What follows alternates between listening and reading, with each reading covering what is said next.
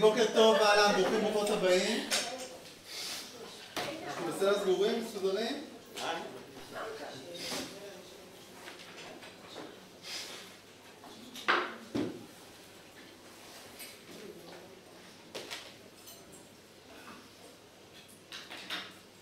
יופי. בוקר טוב, אהלן, אני שמח מאוד לפגוש אתכם סבב שלי להיום לפחות, אבל בקונסטרוקציה אחרת, הזדמנות אחרת להציג עשייה רבה מאוד שאנחנו עושים בשנה האחרונה במסגרת המכון למחקר יישומי של בינה מלאכותית באגף המו"פ במשרד החינוך. הפאנל פה יציג את העשייה הברוכה שאנחנו עושים. אנחנו נתחיל בהצגה של המכון. נועה תציג את העשייה של המכון. לאחר מכן דוקטור ישי מור, שהוא החוקר הראשי, יציג את המתודולוגיה, ואז אנחנו בעצם נציג שורה של ניסויים שאנחנו עושים בתוך מערכת החינוך על, כמו שהשם יכול לרמז, על יישומי בינה מלאכותית בחינוך. מה שאני מבקש, אני מקווה שיהיה לנו הרבה מאוד מקום לשאלות ולדיון, כדי שאנחנו נעמוד בלוח של הזמנים, אז אנחנו ניתן כאילו את ההצגה שלנו בצורה מהירה. ולאחר מכן, היוטיוב של הצופה רק נצפה בתכנים מותרים, כי אנחנו רואים את זה. אז אנחנו נעשה את ההצגה שלנו רציפה, ואז יהיה לנו זמן לשאלות, לדיון, וכל זה יש לנו את הזמן. בסדר? אז אני שמח מאוד להזמין את נועה, שהיא מנהלת את האקוסיסטם שהמכון יושב בתוכו, כדי לתאר בעצם את התמונה הרחבה של איפה אנחנו ממוקמים. שומעים אותי בלי מיקרופון? לא חייבים. אז בוקר טוב לכולם, לי קוראים נועה נווה, אני מנהלת את מחלקת האקוסיסטם באגף מו"פ במשרד החינוך. כמו שהבנתם, אני אציג ככה בקצרה את המכון שלנו, המכון למחקר יישומי של בינה מלאכותית בחינוך, אבל אני רוצה להכניס אתכם רגע לקונטקסט קצת יותר רחב, למי שמכיר את המבנה של משרד החינוך.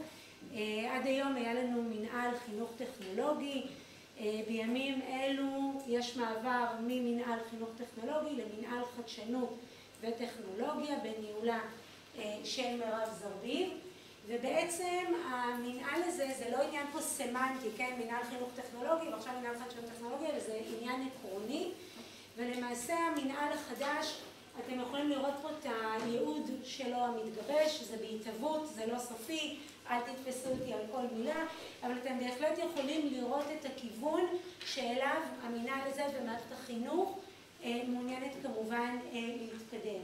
המנהל שם לעצמו 5 מוקדים מרכזיים שהוא רוצה לשים אותם כאסטרטגיה עתידית. הראשון זה גיבוש ויישום אסטרטגיה של בינה מלאכותית בחינוך, ואתם יכולים להבין שכאן למכון שלנו, שתכף נציג אותו ונרחיב עליו, יש תפקיד משמעותי מאוד. אנחנו מדברים על מערכת לניהול חדשנות, שזה התוכנית האסטרטגית השנייה שלנו, שאומרת איך אתה בעצם לוקח ארגון שיש בו חדשנות והופך אותו לארגון חדשני, כי זה ברור שיש הרבה חדשנות, אבל אנחנו רוצים את האקסטרה. היעד השלישי שלנו, המיקוד השלישי שלנו בטרנספורמציה דיגיטלית אל עבר חינוך מותאם אישית, וכמובן גם פה יש קשר לבינה מלאכותית, הרי כדי לעשות חינוך מותאם אישית, מן הסתם יהיה לזה קשר למוקד הפעולה הראשון, ואמרתי זה מנהל חינוך טכנולוגי, ועל כן יש לו את שני היעדים הנוספים, שזה קידום תוכניות המצוינות שלנו להגברת מודעות ולצמצום פערים, וכמובן לקדם את התלמידים, את כל החינוך הטכנולוגי המקצועי. אנחנו יודעים שבמערכת החינוך יש הרבה חדשנות. אין בתי ספר שלא עושים חדשנות, אין מורים ומורות שלא חושבים איך לקדם, איך לעשות. אנחנו נמצאים בהרבה קבוצות של בינה מלאכותית, שמורים נמצאים שם. יש מנהלים שכבר עשו הכשרות לצוותים. הדברים האלה קורים.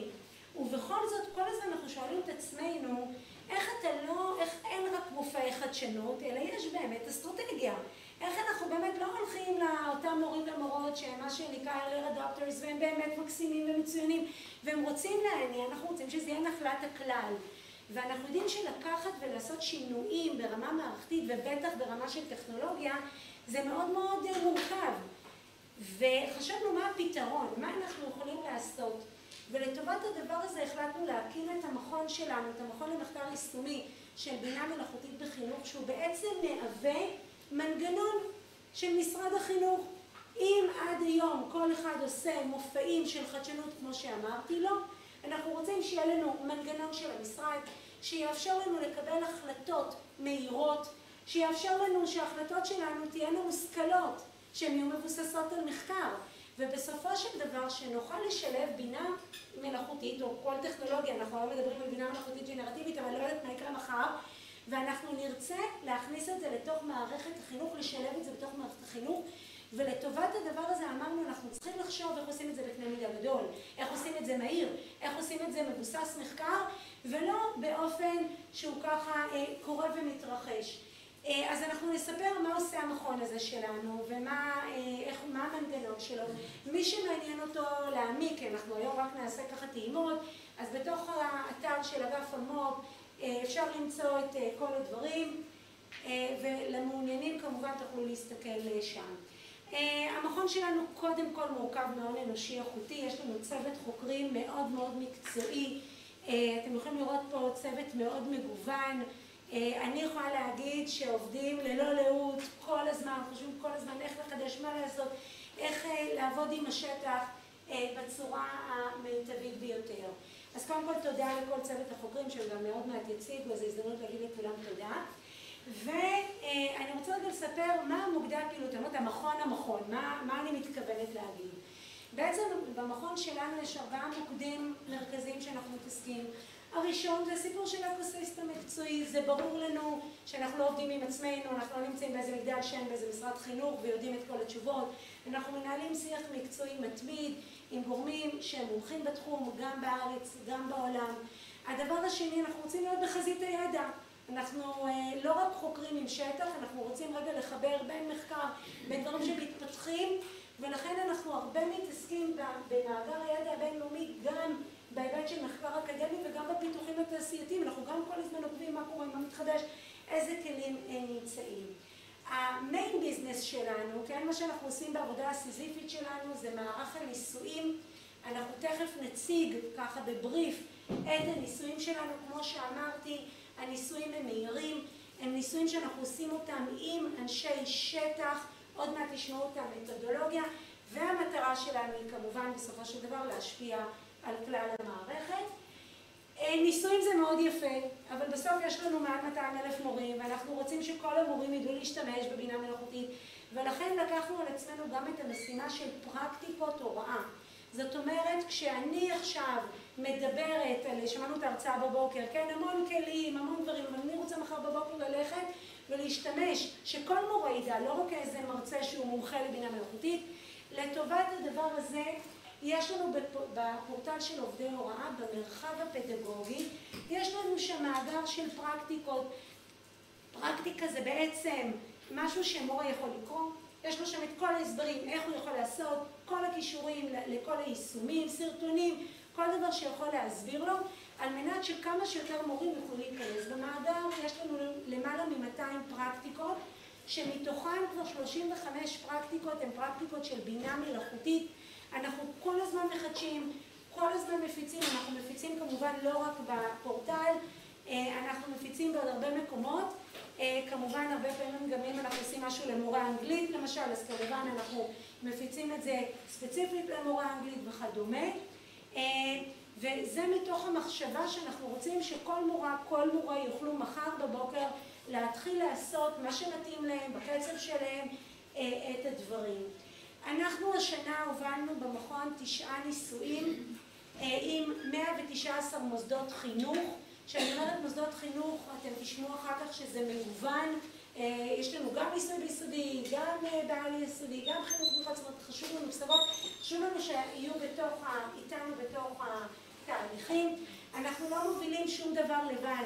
אנחנו תמיד עובדים עם ועדות היגוי המקצועיות בתחום, גם הפנים-משרדיות, גם החוץ-משרדיות, ושבאמת נוכל בסופו של דבר להביא את זה אחר כך גם להטמעה. זה לא שייך למכון או לאגף המו"פ או למנהל חדשנות וטכנולוגיה. בסופו של דבר אנחנו עובדים עם השותפים שזה יהיה שלהם, והם יוכלו לבצע את התהליך עצמו אחר כך עם המוסדות. הניסויים שלנו, בסופו של דבר צריכים להתכנס, אז השנה עשינו 9 ניסויים, בימים אלו ממש כל החוקרים שהיום רגע באו לפה, אבל מה שהם עושים עכשיו הם כותבים את דוחות הניסוי, מה עשינו, מה למדנו, מה ההמלצות שלנו לקובעי המדיניות, איך אפשר להטמיע את זה בקנה מידה יותר רחב, מה השלבים שצריכים לעשות, וגם אנחנו מתמודדים עם כל השאלות שאתם רואים פה, זה לא שאנחנו עושים לנו ניסויים ולא אכפת לנו מאתיקה ולא אכפת לנו מהסדרה, אנחנו לגמרי נתייחס לזה בתוך הדוחות המסכמים שלנו, ויהיה מעניין שתעקבו אחרינו ותראו את הדברים שמתפרסמים באתר, ואני מעבירה את רשות הדיבור לדוקטור ישי מור, שהוא היועץ האקדמי החוקר הראשי שלנו במכון, והוא יסביר לכם על המתודולוגיה, אז תודה רבה. תודה רבה. אז אני אעשה פה קצת, מה שנקרא, הוראה נתמכת נתונים, מחקר עיצוב חינוכי, מי מכיר את הפרדיגמה? אוקיי, אז אני... אינטואיציה נכונה. אתה באינטואיציה נכונה. כן. זה חשוב שלא מדברת על ניסויים, ואולי יש לנו בראש, אנחנו לוקחים איזשהו כלי או מתודולוגיה שכבר נבנתה, פותחה, ועכשיו אנחנו בודקים, עושים איזשהו מחקר הערכה של איך זה עובד בכיתה. הגישה שלנו היא שונה, הגישה שלנו שאנחנו מתחילים את התהליך המחקרי, תהליך הניסויי, בהבנה של השטח, בהבנה, אנחנו מניחים מלהבין מה עושים המורים בכיתות, מה האתגרים שהם מתמודדים, מה האילוצים שהם פועלים דרכם.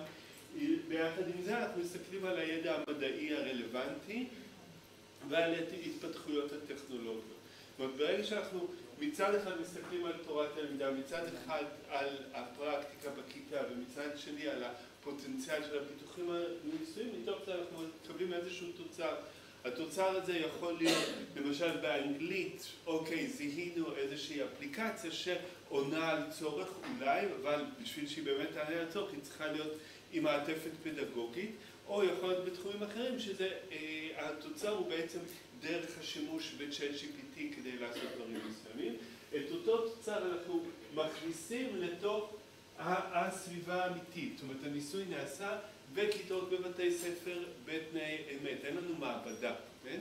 ואנחנו אחרי זה עושים הערכה של ההשפעה של אותו תוצר על המערכות שבו אנחנו נכנסים, שוב מוציאים מצד אחד תוצרים מדעיים, למשל מופיעים בכנסים, אנחנו מוציאים תוצרים פרקטיים, למשל הפרקטיקות באתר הפרקטיקות של משרד החינוך, ואנחנו מוציאים תוצרים למדיניות.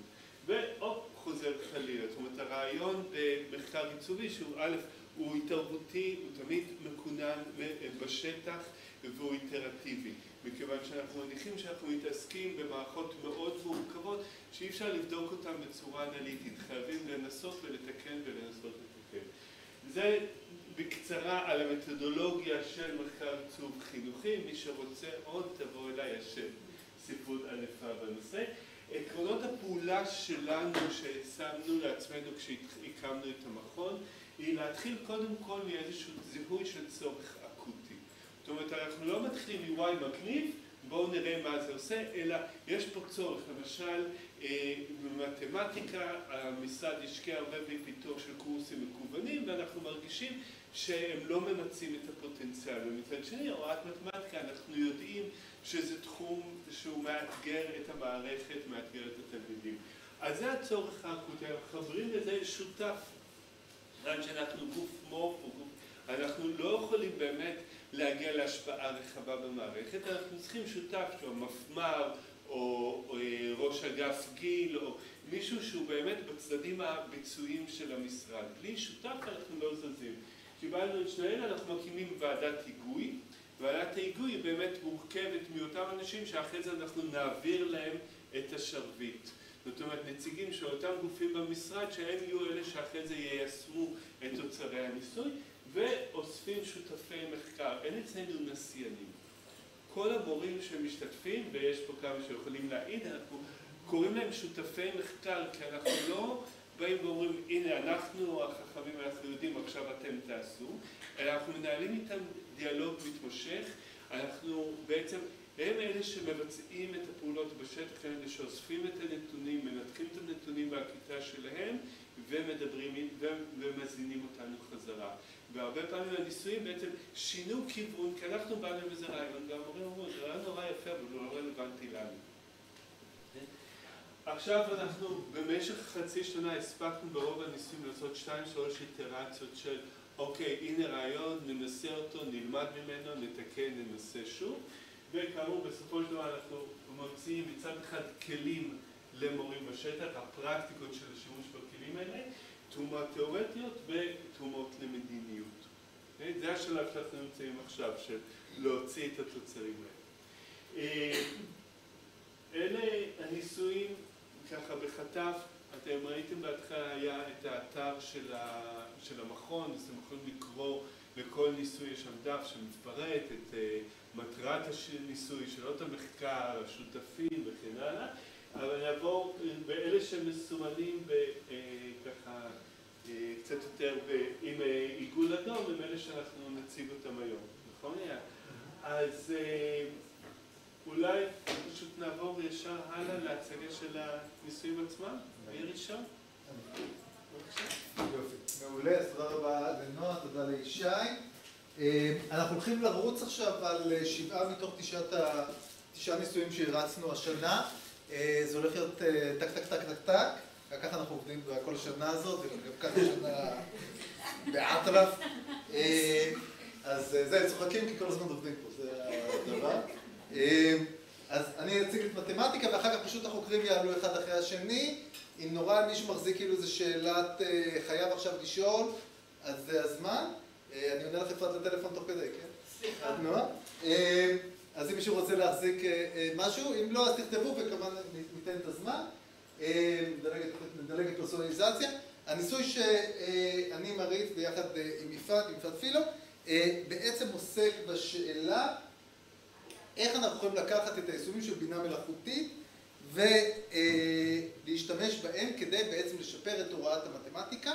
אנחנו יודעים שמורים למתמטיקה, גם בחטיבות ביניים, גם בתיכונים, יש לנו כאן נציגות של המורים, אז זה נהדר, או שותפי הניסוי, כמו שישי אמר, משתמשים הרבה מאוד בפלטפורמות דיגיטליות, אם זה בחטיבות הביניים במודל, אם זה בתיכונים בקמפוס IM, כדי בעצם ללמד מתמטיקה בכל מיני דגמי הוראה.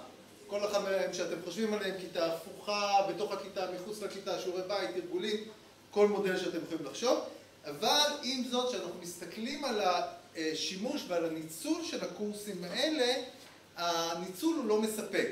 לא כל המורים משתמשים, לא כל המורים משתמשים בנתונים, לא כל המורים מצליחים לאפשר הוראה, למידה והערכה פרסונלית בעקבות השימוש בקורסים הדיגיטליים, ובוודאי שהם לא משתמשים בכל הכוח שנוצר בשנה האחרונה של הבינה המלאכותית והבינה המלאכותית היוצרת.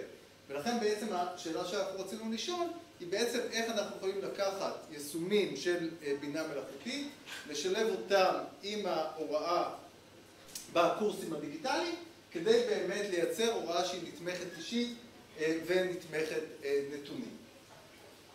מה שעשינו כדי לענות על השאלת המחקר הזאת, וישי תיאר את זה, בעצם אתם תראו שהמתודולוגיה של הניסויים היא בעצם מתודולוגיה שחוצה את כל הניסויים ובעצם חוזרת בשינויים והתאמות כמובן, אבל המתודולוגיה חוזרת כל הזמן. מה עשינו? אוקיי. אז מה שעשינו בעצם, נפגשנו במהלך השנה עם 23 מורים מבתי ספר מגוונים, חטיבות ביניים ותיכונים, לשורה של מפגשים. כשאני אומר נפגשנו זה ברמת פעם בשבוע, פעם בשבועיים, החל ממפגשי מליאה, בזום, מפגשים פרטניים, קבוצות פיתוח, תהליך שלם של מפגשים, כדי בעצם לחשוב ולפתח את הפדגוגיה שעומדת מאחורי השימוש בקורסים הדיגיטליים. ובעצם בשלב הראשון רצינו להבין מהם בעצם ההתמודדויות, או מהם הקשיים, או מהם הצרכים של המורים למתמטיקה, מהו הדבר האקוטי שהם רוצים שאנחנו נעזור להם לטפל בו, וכדי לעשות את זה בעצם ביקשנו מהם למלא יומני מחקר. את יומני המחקר האלה הם תיארו בעצם את שבוע העבודה שהם חוו באותו שבוע, ולמעשה ניתחנו את יומני המחקר האלה בטריאנגולציה של בינה אנושית בינה מלאכותית. כלומר, נתנו, לא ניכנס פה לזה כי זה הרצאה בפני עצמה, אבל בעצם נתנו לבינה המלאכותית לבוא ולראות את התמות ואת האתגרים שעולים מתוך היומנים, וגם אנחנו כצוות מחקר עברנו וקראנו את היומנים ועשינו בעצם איזשהו תיקוף של התוצרים. ובעצם מתוך היומנים הצלחנו לזהות 5 אתגרים שעולים ומשמעותיים. אני אומר להם ככה ממש ברמת הכותרות, אבל זיהינו כמובן שמורים למתמטיקה עובדים מול כיתות שהן כיתות הטרוגניות, גם מבחינת המוטיבציה, גם מבחינת הידע במתמטיקה, גם מבחינת האוריינות הדיגיטלית, גם מבחינת האוריינות הרגשית, כי גם במתמטיקה יש המון היבטים של social emotional כשאנחנו באים ללמוד מתמטיקה. אז הכיתות הן כיתות גדולות, עמוסות, אני מניח כולנו בוגרי, או יש לנו בוגרי מערכת החינוך. הכיתות הן עמוסות, הטרוגניות, וצריך להיענות לצורך הזה. מורים למתמטיקה משתמשים במלא פלטפורמות דיגיטליות, אנחנו בכלל לא היינו מודעים לזה, אבל אנחנו חשבנו על מודל, על קמפוס, אבל הם משתמשים כמעט ב-20 כלים שונים לצורכי הוראה של מתמטיקה, והיכולת לסנכרן ולבחור את התרגיל הנכון, את ההפעלה הנכונה, את ההקניה הנכונה מתוך הכלים האלה היא מאוד מורכבת. המורים צריכים צורך ביישומים משלימים, החל מניהול כיתה, קומוניקציה עם התלמידים, עם המורים, יש להם צורך של רחב בזה, יש להם צורך בכלים להוראה נתמכת אישית, להוראה נתמכת נתונים, לא כולם מכירים אותי כאן, אבל זה הנושא של הדוקטורט שלי, אני חוקר את הנושא הזה של הוראה נתמכת נתונים בקורסים דיגיטליים כבר כמעט עשור, וזה כמובן יש שם הרבה מאוד מורכבויות, וכל כל האירוע הזה לא היה מסובך מספיק, אז כמובן המלחמה ליוותה אותנו החל מממש הקמת הניסוי, פתאום יש לנו בתי ספר שכבר המורים והתלמידים לא נמצאים באותו מרחב, כי עכשיו אנחנו צריכים באשקלון, הבתי ספר מתפזרים, ובצפון, כולנו מכירים את הסיטואציה שבה אנחנו חיים בשנה האחרונה. אז אלה באמת האתגרים שזיהינו מתוך יומני המחקר שהמורים העלו בצורה אותנטית, ולאור האתגרים האלה בעצם רצינו לראות איך אנחנו יכולים לגשר בין ההוראה בכיתה או ההוראה הקלאסית של פנים אל פנים, לעומת ההוראה מרחוק בקורס הדיגיטלי, והשילוב בעצם של הוראה פנים אל פנים והוראה מרחוק. ובעצם מה שעשינו, נכנסנו לאיזשהו תהליך פיתוחי עם המורים, שבו בעצם לימדנו אותם קצת היכרות עם בינה מלאכותית, מהי בינה מלאכותית, איך משתמשים בה, איך מייצרים פרומפטים, אני מניח שהקהל פה מכיר את העניין הזה, ונתנו למורים לפתור את הבעיות האלה בצורה אותנטית. אז המורים יצרו בוטים שהם פרסונל טיוטרס, כן? הם מורים פרטיים, הם יצרו מערכי שיעור שמתאימים לכיתה הטרוגנית באמצעות בינה מלאכותית, הם כתבו תרגילים ומבחנים, הם מותאמים אישית, הם עשו עבודת חקר על בית ספר חרדי של בנות, עשה עבודת חקר על מתמטיקאיות גדולות בהיסטוריה באמצעות בינה מלאכותית, שימושים שונים ומגוונים שאגב אני בוודאי לא הייתי יכול להעלות אותם ככה בצורה עצמאית, והכל נוצר בעצם באמצעות ובשילוב הבינה המלאכותית. בשלב הבא, הכל ברמת הכותרות, סליחה, אבל זה כמובן מהפורמט. השלב הבא היה לבוא ולשאול, אוקיי, עכשיו יש לכם קורסים דיגיטליים, היתרון בשימוש בקורסים דיגיטליים הוא שבעצם התלמידים שלנו משאירים טביעות רגל דיגיטליות, דיגיטל פוטפרינטס, ובעצם אנחנו יכולים לקחת את הטביעות רגליים הדיגיטליות האלה ולייצר באמצעותם הוראה פרסונלית או הוראה מותאמת אישית. הבעיה היא שאנשים לא טובים באוריינות נתונים. זה לא דבר שהוא דבר טבעי ואינטואיטיבי, אפילו לא למורים למתמטיקה. ולכן בעצם יש צורך בתהליך שהוא תהליך למידה, איך אני טכנית דולה את הנתונים האלה או קורא אותם, איך אני טכנית מבין מה המשמעויות, ואחר כך השאלה הפדגוגית הגדולה כמובן, איך אני לוקח את הנתונים האלה והופך אותם לתובנות שאני יכול להשתמש בהם בכיתה. עשינו תהליך שלם, אנחנו כותבים כרגע איזושהי ערכת יישום שלה, אני מקווה שעד סוף החודש תתפרסם, שעוזרת בעצם למורים להשתמש. אחד הדברים שהמורים הגדירו, לדוגמה, זה סט של שאלות שאפשר לבוא ולקחת ולהשתמש בהם, אני אגיד, אני רואה שאתם מצלמים וזה נהדר, כיוון שהמדינה, אתם למעשה שילמתם על כל העבודה שלנו, ואנחנו מאוד תומכים בכך שהמידע יחזור לציבור. כל הדברים האלה קיימים באינטרנט, הכל פתוח, הכל לשימוש הציבור, הכל CC מבחינת הרישיונות, אנחנו מאוד מקפידים על זה, אז תרגישו באמת חופשיים להשתמש ולנצל. יש לנו קיט, 31 שאלות מחולקות לפי קטגוריות, שמורים למתמטיקה יכולים לשאול על הנתונים.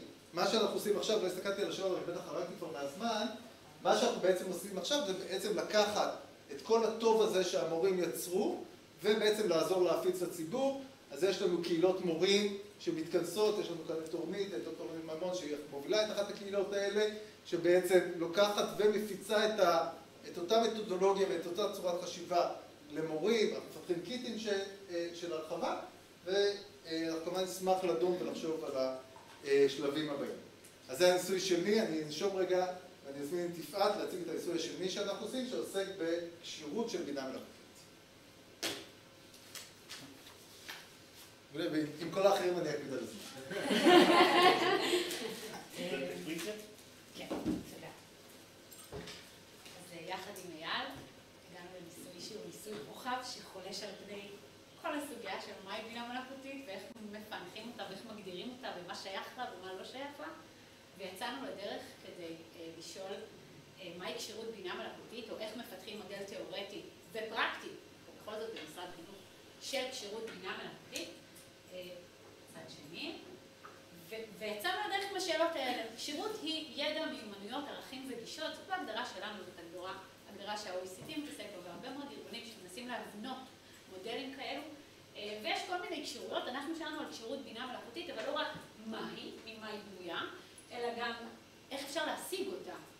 כלומר, לא מספיק לי שמורים ידעו, אלא גם איך מורים ילמדו, איך יטמיעו, איך ישתלבו, איך לתלמידים יהיו תובנות כדי להפעיל את הכשירות הזאת, כי אנחנו הולכים לעולם רווי בינה מלאכותית, איך מעריכים, בכל זאת, מערכת חינוכית, איך יש מכוון, איך יש בשלות, איך מבינים רמות ביצוע של מיומנות, ואיך מטמיעים אותה בבית ספר. כי בסוף מנהל עומד בתוך הארגון עם תקציבים מסוימים, עם מורים שיש להם כבר תפקידים וגמולי ריכוז, ואי אפשר כפל גמול, והמון דברים שהם מורכבים להטמע בתוך ארגון בית ספרי. אז עם ארבעת השאלות האלה יצאנו לדרך,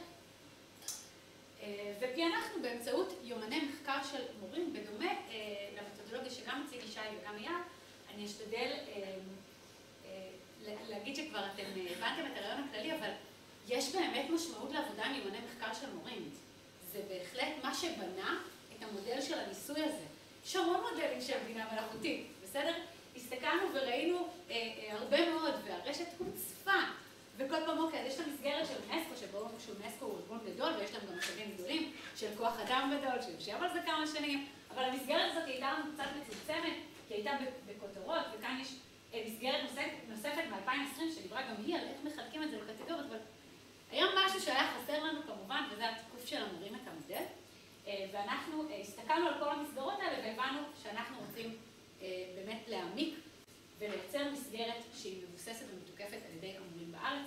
אז בניסוי הזה היו 43 מורים מחטיבות ביניים, מהרבה מאוד מגזרים, השתדלנו להקיף את כל המגזרים. היו בניסוי הזה בתי ספר ערבים ובתי ספר מהמגזר החרדי, ובתי ספר מהמגזר הדרוזי, ובתי ספר ממלכתי דתי, ומהמרכז ומהפריפריה ומדימונה ומקריית גת, המון מגוון, כדי שנוכל להבין שיש, אתם יודעים, טכנולוגיה, צריך לדבר על אוכלוסיות חזקות, אוכלוסיות חדשות, אבל ניסינו להבין מה הדבר הזה גם במשמעות הזאת.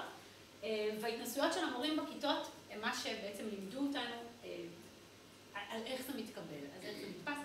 כמובן שהיו מפגשי מדיה וגם המון ישיבות פרטניות עם מורים. לא הבנתי מה כתבת ביומן, כאילו, בוא תרחיב על זה, בוא תסביר איך זה היה, מה הרגשת בנקודה הזאת, וכל האיסופים האלה הם מה שגרם לנו להבין את מה שמתרחש. כמובן שהיה עיבוד מאוד אינטנסיבי, חילצנו פרקטיקות וציר רוחב בכל הניסויים. אנחנו עובדים על מכוון בשלות וכמובן על מודל הטמעה בתוך בית הספר. אנחנו, מתוך יומני המחקר והממצאים, עלינו על 4 מיומנויות ייחודיות לבינה מלאכותית. מיומנות של זיהוי מנגנוני בינה מלאכותית ואופן פעולתה, איך עושים שהאדם בכלל יבין שמופעל עליו מנגנון כזה, או מה היתרונות והחסרונות של בינה מלאכותית. המיומנות השנייה היא שימוש יעיל ומושכל בבינה מלאכותית, כל מה שקשור בניסוח פרומפט, עבודה עם כלים, איך אני ניגשת, מה אני צריכה לדעת, איפה החשיבה הביקורתית משתלבת בתוך העבודה היומיומית שלי עם הכלי. מיומנות של תפקוד אתי בתחום הבינה המלאכותית, ובמיומנות הזאת היה לנו גם פיצוח של שכבות בתוך המודל, כלומר מתוך השיח עם המורים, הבנו שהכותרת הזאת היא לא מספיק טובה, צריך לפרק אותה, והמורים עובדים איתה בצורה הרבה יותר מפורקת בתוך השיעורים ביחידות ההוראה. והמיומנות הרביעית היא שימוש יוזם ויוצר ערך. כאילו, מה נעשה עם היופי הטכנולוגי הזה?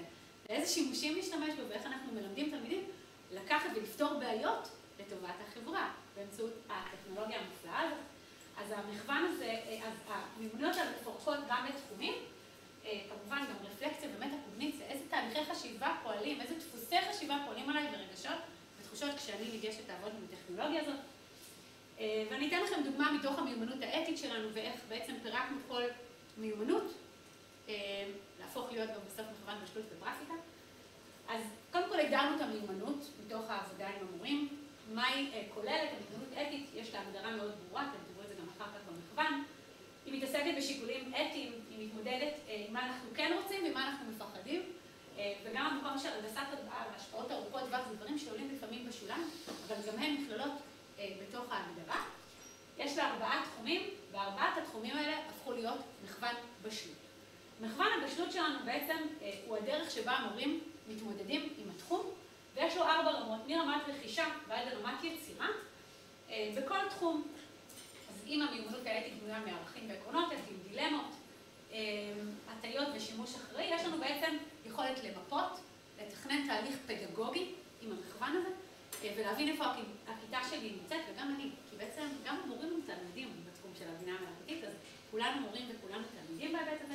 כמובן שלכל מיומנות מצורפות פרקטיקות, כי הנייר הוא נחמד, הוא סופג הכל, אבל אנחנו רוצים לדעת איך מורים יכולים להסתייע ובאמת להורות, ללמד ולעבוד עם המיומנות הזאת.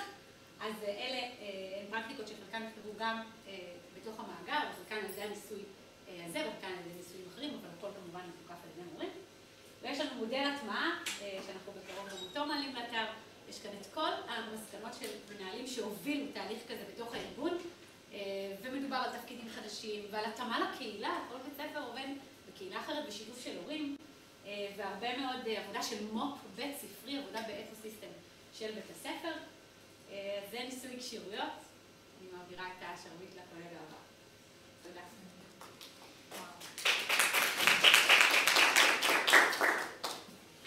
זה היה מחיאות כפיים גם לראשון. היה זה בעבר. דוקטור ליאת אייל, שגם תציג 2 ניסויים, אחד באנגלית. לא יודע. נגלה תוך כדי. תכף נגלה. אז זה אצלך. אוקיי, אז שלום לכולם, נעים מאוד. ניסוי בשם הפקת אנגלית דבורה לבגרות, בעל פה בוצע ביחד בשיתוף פעולה עם המפקחת דוקטור ציונה לוי ועם המדריכות הארציות גייל סינגר וסיגלית ארדיטי, ביחד עם עוד קבוצה של מורים מבתי ספר שונים. מה היה האתגר שלנו? אז כולנו מכירים את הבעיה הישראלית, הרבה תלמידים ניגשים לבגרות באנגלית, 4 ו5 יחידות, המון, אבל בסוף לא יודעים לדבר אנגלית. אז מה הסיבות? ניסינו לבדוק ולמפות את האתגרים שעומדים בפני המורים והתלמידים בתרגול השפה הדבורה. כתבנו מפת ידע, למדנו מהספרות, שאלנו את המורים, שאלנו את התלמידים, שאלנו את המדריכות, והגענו לרשימת האתגרים האלו. בראש ובראשונה זה החשש מהמבוכה או הטעויות ליד עמיתים, ואני מדבר פה על בני נוער שקבוצת השווים זה הדבר הכי חשוב להם בגיל הזה, והם פשוט מתביישים, אין להם את הביטחון העצמי. בנוסף, יש בכיתות רמות שונות, יש ילדים שמדברים יותר טוב, יש ילדים שמשחקים משחקי מחשב ובאים עם זה, יש ילדים שבאים מהבית ויש ילדים שממש קשה להם. אין הזדמנויות לתרגול, עם מי לדבר אנגלית? כן? ההורים שלנו, לא כל בני המשפחה שלנו, הם אנשים שאנחנו יכולים לדבר איתם בסביבה הטבעית שלנו, אין לנו עם מי לדבר אנגלית. כשיש כיתות גדולות, אז המורה לא מסוגלת לבדוק, לבחון ולהעריך ולתת משוב לכל התלמידים בכיתה כל הזמן, ולכן רוב העיסוק בסופו של דבר הוא בגרמר ובכל מיני ווקבולרי וכל מיני דברים שהם לא דווקא תרגול אנגלית. ובסופו של דבר, גם כשאנחנו כבר מתרגלים את האנגלית, אז זה לא בדיוק שימוש אותנטי וטבעי, כמו שלמשל אנחנו נוסעים לחו"ל וצריכים לדבר עם כל מיני אנשים שזו שפת האם שלהם בסיטואציות יומיומיות. אז הלכנו ובדקנו בספרות המחקרית מה בעצם יישומי AI יכולים לעשות בשבילנו. ועלינו על 5 הדברים המרכזיים האלה, זה לא רק, יש עוד, אבל באמת שאלה דברים עיקריים. הדבר הראשון זה קודם כל, אני מול הטלפון שלי, אני התלמיד או התלמידה מול הטלפון שלי, אני לא צריכה להתבייש, אני מדברת איתו, הוא מדבר איתי, ואני מנותקת מסביבת החברים שלי, ואני יכולה לתרגם כמה שאני רוצה ולהרגיש בנוח, כי זה כמו משחק, ואנחנו יודעים שבמשחק אני יכולה להיכשל שוב ושוב, ולא אכפת לי לקחת סיכונים, ולא יקרה שום דבר אם אני לא אצליח, וזו הסביבה הבטוחה שלי. הדבר השני זה לאפשר את האינטראקטיביות.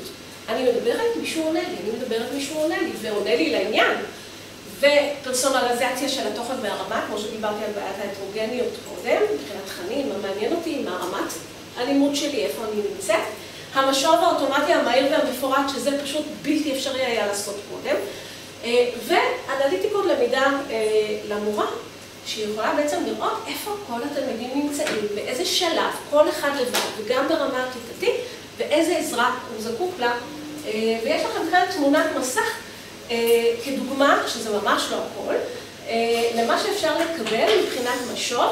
אז אפשר לקבל משוב גם ברמת הידע, proficiency, הסטייל של הדיבור, ה-clarity, pace, filter words, אורך המשפטים, energy ואפילו קריזמה, ביטחון עצמי, כל מיני אלמנטים כאלה, ומקבלים דוח מאוד מאוד ארוך ומפורט, גם על MLN, שגם זה בעייתיות קצת, אבל למרות שזה מתרגל קריאה, אבל מקבלים דוח מאוד מאוד מפורט, וזה דבר שמאוד קשה להשיג בין מורה לתלמידים.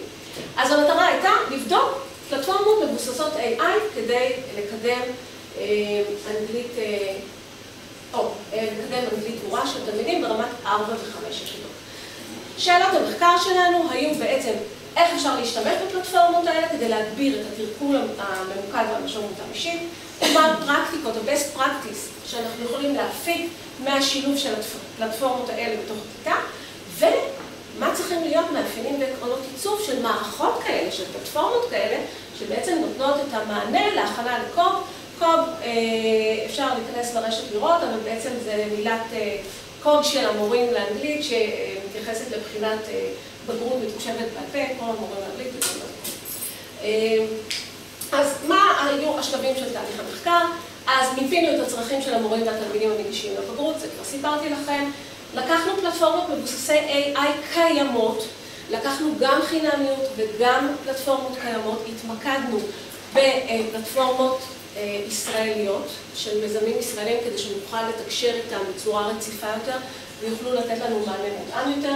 המורים התנסו בפלטפורמות השונות בכיתות שלהם, ממש עשו ניסוי של ייקחו תלמידים, תנסו את זה בחוץ, בפנים, בכיתה, עם מיקרופון, עם טלפון, עם מחשב, בבית וכו', ותחזרו אליהם ותספרו איך היה.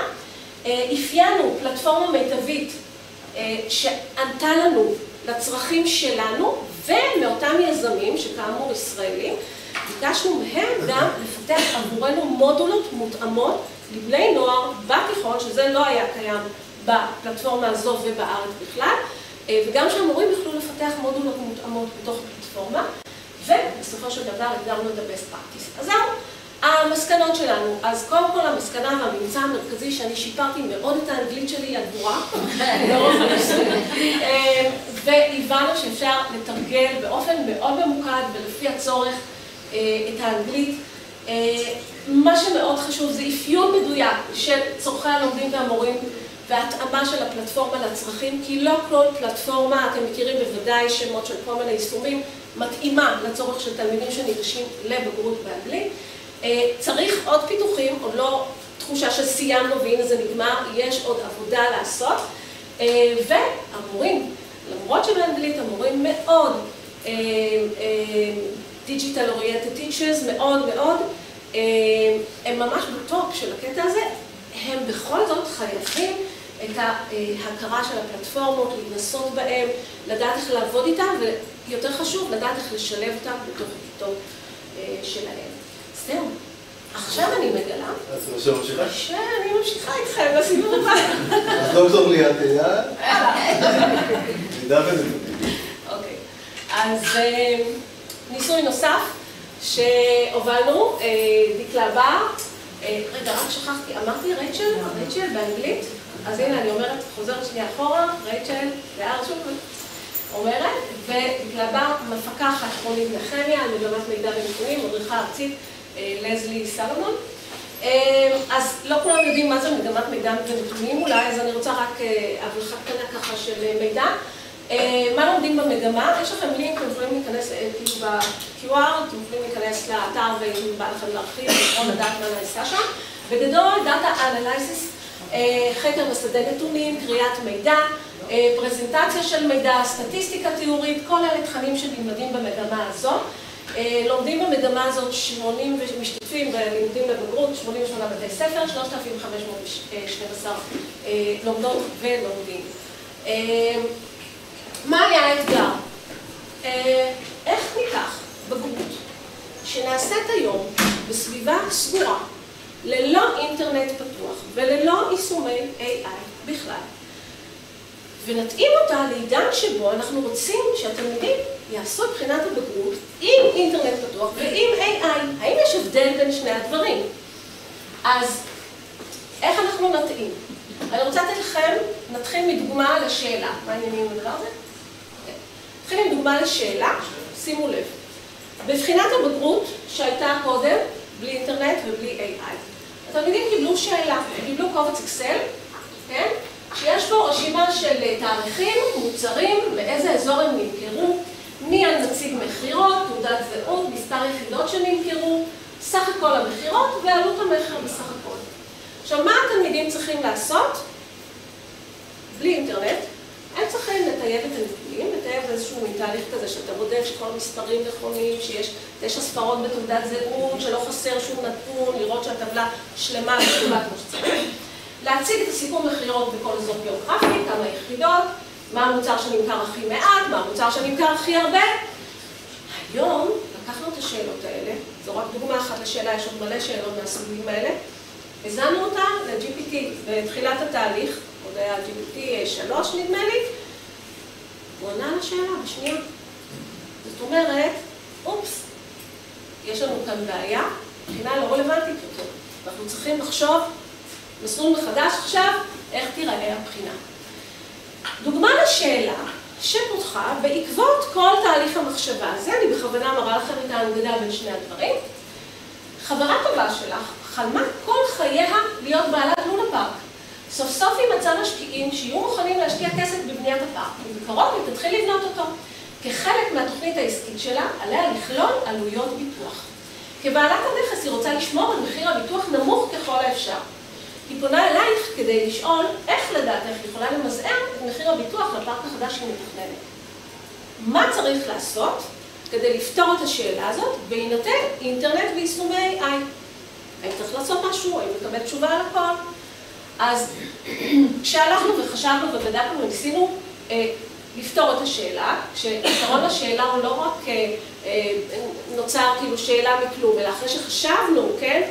מה תהליכי החשיבה ואסטרטגיית החשיבה שתלמידים צריכים להפעיל, אז צריך לזקק קודם כל מה בעיית המחקר, מה שאלת המחקר כאן, מה אנחנו צריכים לחפש. אחר כך צריך לתרגם אותה לשאלה של דאטה, כן? איזה נתונים יהיו שם? צריך למצוא את הנתונים הרלוונטיים, או לפחות נתונים לדוגמה, כן? דוגמאות של נתונים, לנתח אותם, לחלץ מסקנות שניתן לפעול לפיהם. את השאלה הזאת, בזמן נתון סביר, נורמלי, אי אפשר לפתור בלי בינה מלאכותית, זה דבר ראשון. דבר שני, היא בהחלט מחייבת חשיבה מסדר גבוה, אבל גם אי אפשר לקבל עליה בגלל זה תשובה אחת מהירה וחד משמעית. אוקיי? אז מה המאפיינים של שאלות מהסוג הזה וסוגים נוספים שפיתחנו? אז כבר אני אספר לכם. רק מילה על התהליך, המורים שמלמדים במגמה הזו, הם מורים שאין להם הכשרה, כמו שמורים לומדים במכללה, אם זה בהסבת אקדמיים, או עם איזה 4 או היום 3 שנות לימוד להוראת אנגלית, מתמטיקה, גיאוגרפיה וכו'. אין להם תוכנית הכשרה. יש לנו איזה משהו התחלתי בבית ברל, כן. אבל מי שמלמד במגמה זה או אנשים מהתעשייה, שהם דאטה אנליסטים, או מורים איזושהי הסבה. ולכן היה קריטי שאנחנו נייצר בעצם צוותי ייעוץ. כל מורה או מורה קיבלה 2 יועצים, יועצת שהיא דאטה אנליסטית ויועצת שהיא מומחית לבינה מלאכותית.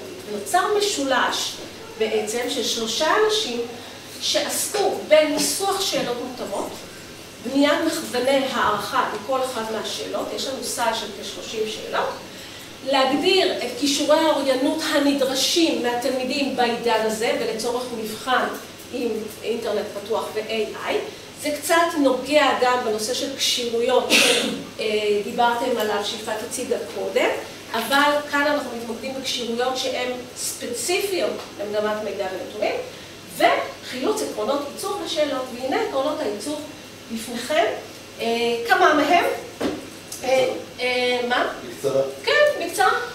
שאלה מעורפלת, ידוע כשאלה פתוחה, זה גם היה קודם, שאלה שמזמנת חשיבה מסדר גבוה, אז אנחנו צריכים לתת שאלה שמזמנת אפשרויות שונות, מצריכה מחקר להבין את עולם הלקוח והבעיה. אנחנו צריכים לחלץ, השאלה מצריכה לחלץ מדד מרכזי בבניית מטריקה, זאת אומרת איזושהי פונקציה, נוסחה ואסטרטגיית פתרון. מחייבת חשיבה ביקורתית, אבל שוב, יש חשיבה ביקורתית ויש חשיבה ביקורתית במגמת מידע ונתונים. כוללת נתונים, כן? השאלה היא לא כוללת נתונים, אבל יש לנו שאלות שכן כוללות נתונים, אבל שמצריכים תהליך של פיתוח והרחבה, כדי לראות קשרים ביניהם, ומניעה לפעולה. זאת אומרת, על בסיס כל המסקנות שהשגתי לאחר תהליך הפיתוח הזה, אני צריכה לגבש המלצה ללקוח, מה לעשות תכלס. אז אלו כמה מהמאפיינים, וזהו.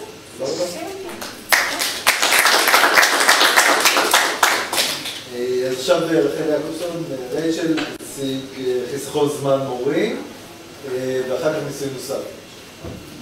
תודה.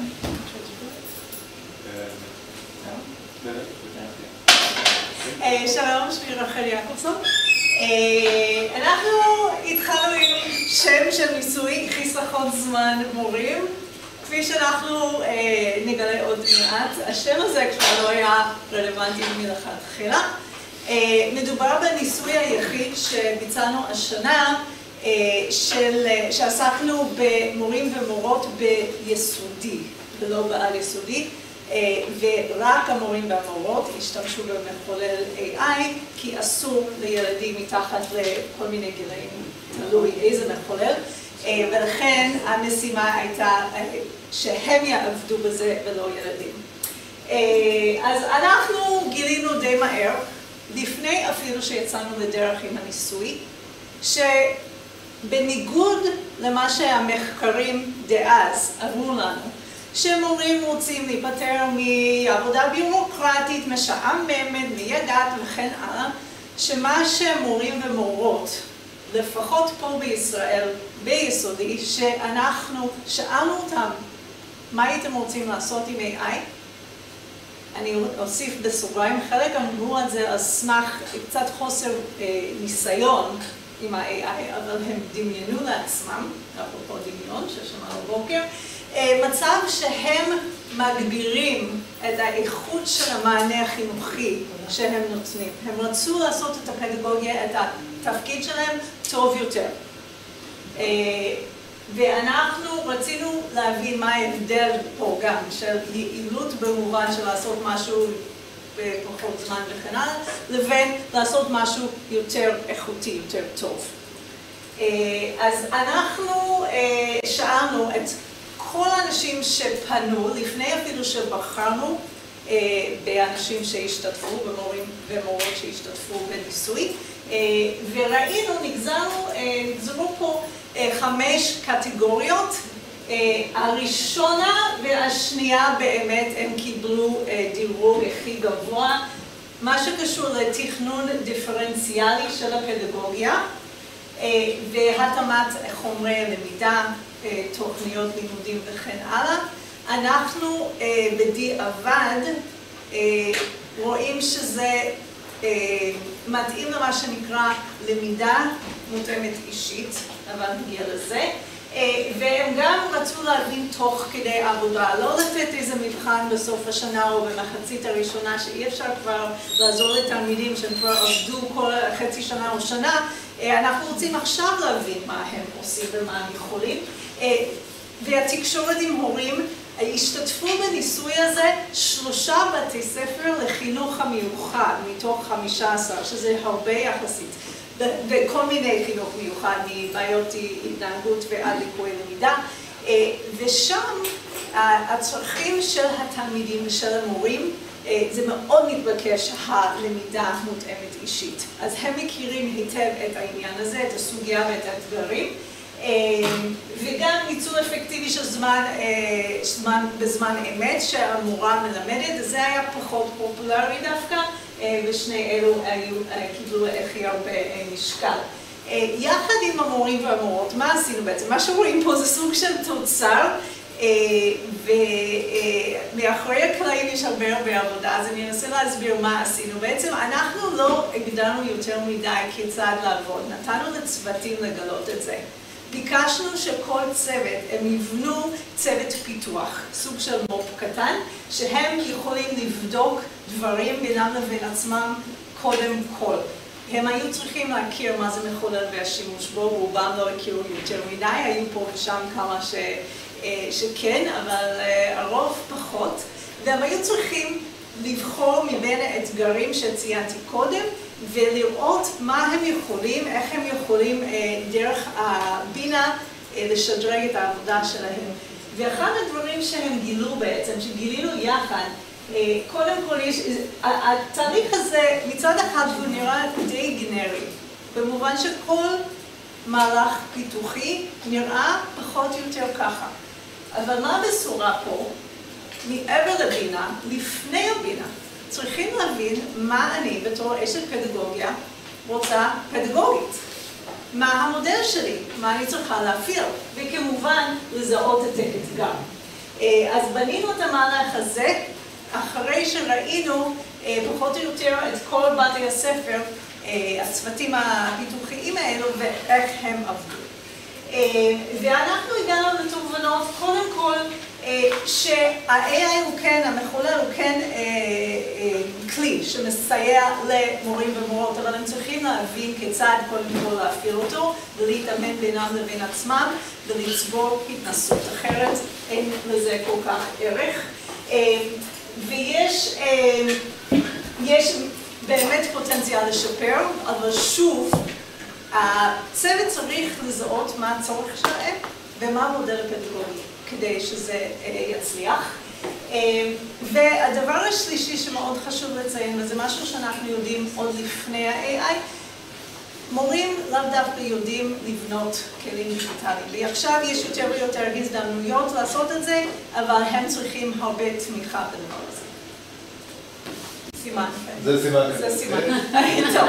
לעבור לנושא שלי. אז אנחנו נעבור הלאה, זה דוגמה, אבל נדרג את זה גם כי הקולגה שלי, גל אלון, הוא בנה את זה, ויש לי פחות מה להגיד. גם צחקנו כי היה קשה באמת, המורים עבדו קשה והם פגשו בהרבה תסכול בדרך, ואנחנו לא יכולים להתעלם מזה. אוקיי, ככה, אז נקפוץ לניסוי הבא. פה אנחנו עבדנו עם מורים בתיכון, בתוכניות דיגיטליות, בשלושה תחומים, תחומי דת ומדעי הרוח, בהיסטוריה, בתנ"ך ובספרות. כל התוכניות האלה כבר קיימות. החידוש פה היה כמובן לשלב את השימוש בבינה מלאכותית. אנחנו בחרנו בפינצטה 43 מורים ומורות שעבדו בתחומים האלו. ואני יחד עם קולגה שלי, גל אלון, אנחנו הבנו שאנחנו צריכים להבין שלושה דברים. התהליך הפדגוגי עם תלמידים לפני האירוע הערכה, הם קוראים לזה אירוע הערכה, כי זה הערכה חלופית לבגרות, אז זה יכול להיות עבודה או משהו אחר, למרות שפה מדובר הרוב במבחן שיושבים שעה וחצי ועובדים. תהליך הפדגוגי. אז כתיבת שאלות הערכה, מה זה אומר? המורות והמורים המשתתפים בהערכה החלופית הזאת, הם אלו שכותבים את המבחן, ולכן הם צריכים לעשות את זה אחרת, כמו שראינו כבר עם מגמת נתונים, אי אפשר סתם שאלה כמו קודם, העולם הזה כבר עבר, אנחנו בעידן חדש. והערכת התשובות, כיצד אני יודעת מה התלמיד יודע לעשות בחינת חשיבה, חשיבה קודם כל בתחום הדעת, כמובן חשיבה ביקורתית וכן הלאה. ואני אוסיף שבמדעי הרוח האתגר הזה מיוחד, כי מדובר במקצועות רבים, מדובר במקצועות מאוד אנושיים. ומה זה אומר שאנחנו מכניסים את המחולל לתוך כל התמונה הזאת?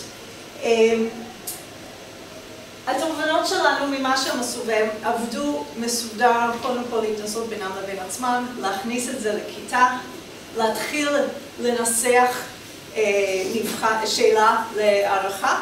אנחנו עברנו על כל שאלה ושאלה, אין שום שאלה שהעבירו לתלמידים שלא עבר את הבדיקה והבקרה שלנו, וגם כיצד להעריך את התשובות, כיצד לבנות את המכוון, שאגב בסוגריים זה לא משהו שהמורים והמורות היו רגילים לעשות, למרות שזה ציפייה, לקח להם קצת זמן וחלק מהם ניצלו את ה-AI גם בשביל זה. ואנחנו רוצים לתקף את היכולת של ה-AI להעריך את המבחנים, אבל זה עדיין. ואנחנו מבינים שהשאלות האלו, יש להם מבנה מסוים, סליחה שהשקופית לא שם. אנחנו מבינים שקודם כל תחום הדעת, הידע בתחום הדעת, והידע הוא חשוב. אם אפשר לחשוב, אני אכניס ל-AI והוא ייתן לי את הכל, לא, הוא לא ייתן לי, קודם כל, צריכים לאמת, צריכים לבדוק, צריכים להעריך את התשובה, זו חשיבה ביקורתית. אי אפשר להניח שמשהו נותן לי זה נכון, ואיך אני אדע את זה בתור תלמיד, אם לא פגשתי את המידע? אני צריך להתבסס במקצוע. זה לא אומר שתלמיד שיש איזו ציפייה שהוא יבין הכל, אבל הוא צריך בסיס. הוא צריך, אם זה בהיסטוריה, לחשוב קצת כמו היסטוריון. איך אני אמור לחשוב ביקורתית כלפי מה שאני מקבל. המורים לימדו את התלמידים גם לעשות תהליך כזה של משא ומתן עם המחולל ולא לקבל כל דבר כחלק מפיתוח החשיבה הביקורתית. והשאלה גם דורשת את השימוש המושכל ב-AI לפי שלבים. והמורה בכתיבת השאלה צריכה להגדיר בדיוק איזה חלק מהשאלה מתאים לשימוש ב-AI ואיזה חלק לא, ולהגדיר את זה מראש. זה גם חלק מהאתיקה וזה גם חלק מהחשיבה ומה דורשים מהתלמידים, מה הם צריכים לבד לחשוב ומה הם צריכים ומתי הם יכולים להיעזר ב-AI, וצריכים ממש לציין את זה. ורפלקציה. ודרישה אחרונה, תמיד התלמידים צריכים להגיש את השיח עם ה-AI, גם לצורך שקיפות ובקרה.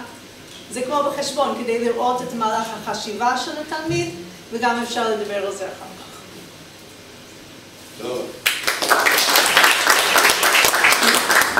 עד שאמיר ככה יעשה את דרכו לדוקטור אמיר גפן, עד שהוא יעשה את דרכו, אני אגיד שבכנס צ'ייס בשנה שעברה, שזה שנה וחצי, אמיר ואני עשינו שיתופים מאוד טובים.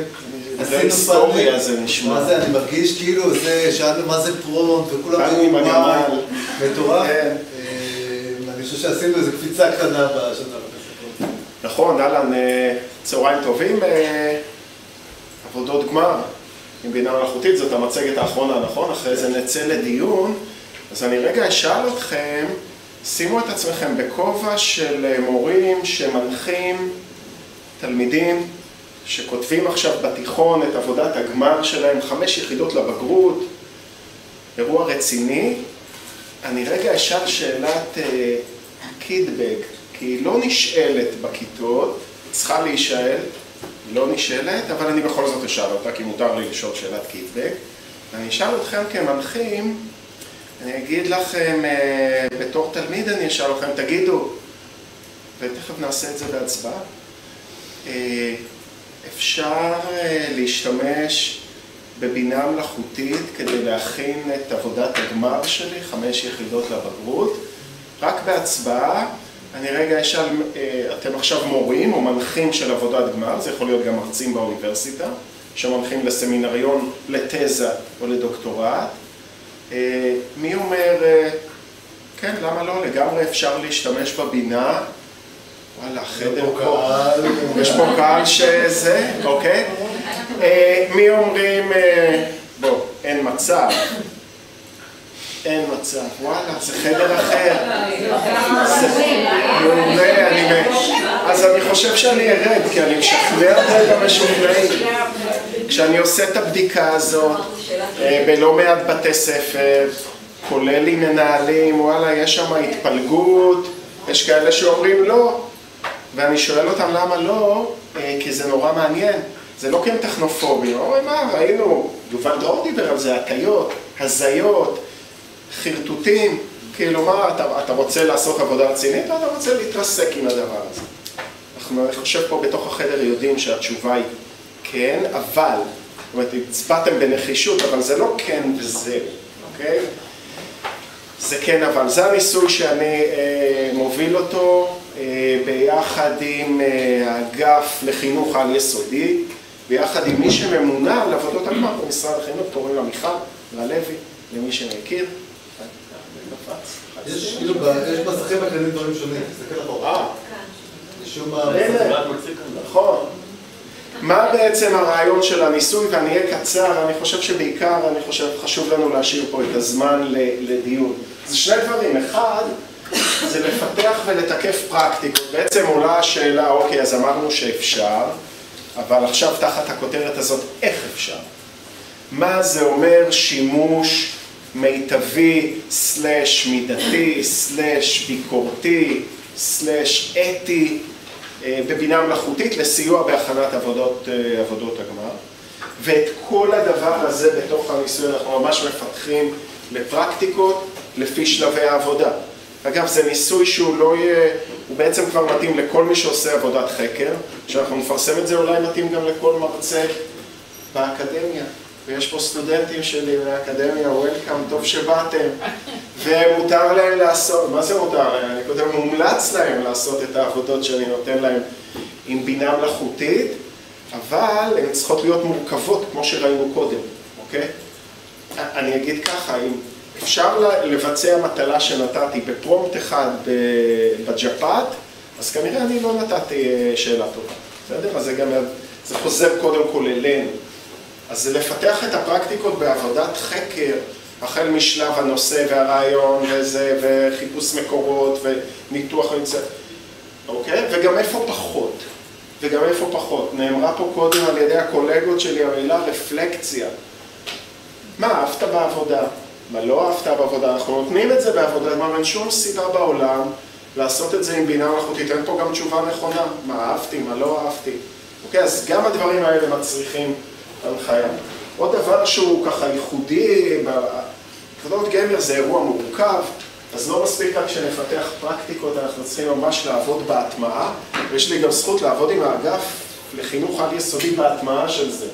החל מהמטה הארצי והפיקוח על העבודות, עם הרכזים של עבודות הגמר, זה המורים שמלווים את התלמידים האלה, תלמידים עצמם, המנחים האקדמיים של העבודות האלה שבאים מבחוץ, צוותי המפמ"ר של תחומי הדעת, המעריכים, שהם גם חיצונים, אנחנו לא נצליח לייצר שימוש נכון בבינה מלאכותית יוצרת בעבודות הגמר, אם לא כולם יהיו סביב אותו שולחן וסביב אותו לוק. כמה תובנות ונפתח את זה לדיון. טוב, זה נורא אקדמי כזה, ויובל דרור אמר לנו, תהיו בני אדם. אז אני אמליל את זה כמו שבא לי, בצורה האנושית. קניית אוריינות ואייג'נסי זה מילים גדולות. אני אגיד ככה, ללמוד לעבוד נכון עם הבינה המלאכותית, לתלמידים אני אומר, זה לא נמצא בתוך המטרנה, ילידים דיגיטליים וזה ממש לא, אוקיי? וזה לא משהו שמגיע מלגלוש בטיקטוק. אני אומר את זה רגע לנו, כמורים, כמרצים, אנחנו אומרים, הם ילידים דיגיטליים, הם נולדו עם המסך ביד, הם הכל יודעים, הם מלמדים אותנו, ממש ממש ממש לא, אוקיי? ויש פה אירוע, כדי שהתלמידים והסטודנטים שלנו יעשו עבודות טובות עם בינה מלאכותית, מישהו צריך ללמד אותם, להקנות להם אוריינות בינה מלאכותית, זה צריך ללמד את זה. אני יודע שאני אומר פה משהו מורכב, מי ילמד את זה? אני מורה לאזרחות, מה אתה עושה אותי עכשיו מורה לבינה מלאכותית? שאלה מורכבת, אולי תכף נדבר על זה בדיון. אני את הסטודנטים שלי מלמד, אז זה יצא קל, כי הקורס שלי הוא על דיבר. השפעה דו-כיוונית. אני אמליל את זה. כגודל ההזדמנות, אוקיי? והרמתם יד, אולי אפילו די אוטומטי, אבל אני רוצה להגיד, כגודל ההזדמנות, גודל המורכבות פה בסיפור הזה. ואני עושה מחקר, ואני מסתכל על תלמידים. ויש תלמידים שזה עוזר להם נפלא. לא יפתיע אתכם לשמוע, התלמידים היותר טובים שלנו. ויש תלמידים, לא רק שזה לא עוזר להם, מילא חצי צרה, הורס להם את העבודות. כי הם לא עובדים עם הבינה נכון, כי אין להם אוריינות, כי מישהו חשב שאולי יש להם.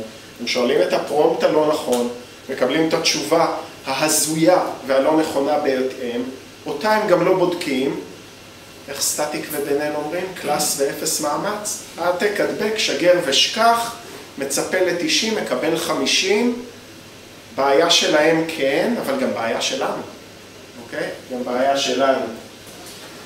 ולכן, וזאת אוכלוסייה מיוחדת בעבודות הגמר, הם מעניינים. יש שם קבוצה של תלמידים, שאחרי שהם מבינים את הטעויות, את ההטיות, את ה-biases, את ה-hallucinations, את ההזיות, חלקם אומרים, אני רוצה להגיד גם לזה, אני רוצה לתת לזה מקום. בואו לא נהיה אוטומטיים בדבר הזה, זה בסדר להחליט לא להשתמש בבינה המלאכותית, לפחות בעת הזאת לבינה, הכל בסדר, זה לא יוריד לך ציון, זה לא, אוקיי? גם לדבר הזה אנחנו צריכים לתת מקום, כי הבינה באמת עדיין רחוקה מלהיות מושלמת. ובתווך יש את כל היתר. אני רוצה להוסיף עוד משהו. כמשפט, את התובנה הרביעית. כל הדבר הזה של עבודת הגמר, יום אביבי, 60% מהציון. 40% הנותרים, יתכבד התלמיד, יבוא יציג את העבודה שלו, כמוני, ולא רק יציג, ישאל גם בסוף, איך אני אשאל את זה, אם יש שאלות. עכשיו, ברור שהוא אמר, זה דיר באלק, מי ששואל. אבל נאה דורש שני מקיים, אז אנחנו, אבל זה לא יהיה שאלות רק אליי, אנחנו תכף נעשה את זה לכולם בפאנל. אז תודה רבה. אני אגיד רגע, נפרגן, ראיתם פה את הצוות, אני חושב שראיתם גם את גודל ועושר העשייה, יש עוד חוקרים, אני אציע את דוקטור זוהר יוסף, שהוא גם חוקר איתנו, והוא נותן את הרצאת הסיכום. אני סופר ממליץ, אני עושה פרומו לאור כל היום על ההרצאה שלו, מושלמת, שווה לגמרי להישאר. יש לנו דברים דרומי שלא הרימו לה כאן, אבל היא המלכה אש של כל היום. רוצים לדעת איך מריצים 9 ניסויים במערכת החינוך בשנה, שאל אותי גלזה, אז ללא ספק המנוע מאחורי. ועוד גללון, ראיתם שמות נוספים. ניתן רגע, קודם כל, הייתם נורא שקטים, אז רגע ניתן לכם שאלות, הערות, מחשבות לקהל, ואם לא, אז אנחנו הכנו גם שאלות שאפשר לדון, גם ברמה של הצוות וגם ברמה שלכם.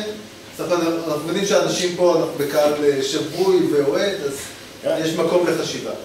אז אדר שואל שאלות ביקורתיות. זהו, אני אף פעם לא שבוי ואוהד, אז תודה רבה לכולם. אני חושב שזה מאוד מעניין ויפה וטוב לראות שיש את הדברים האלה, אבל אני חושב שזה עדיין, ואני יודע שזה גם לא המנדט של אגף מו"פ, אבל שתיים מבעיות היסוד של מערכת החינוך עדיין לא מקבלות פתרון, ואחד זה מקור הלמידה, או המוטיבציה ללמידה, ונראה שהיא עדיין מבוססת על מוטיבציה חיצונית ולא פנימית, ואינטגרציה בין תחומי לימוד.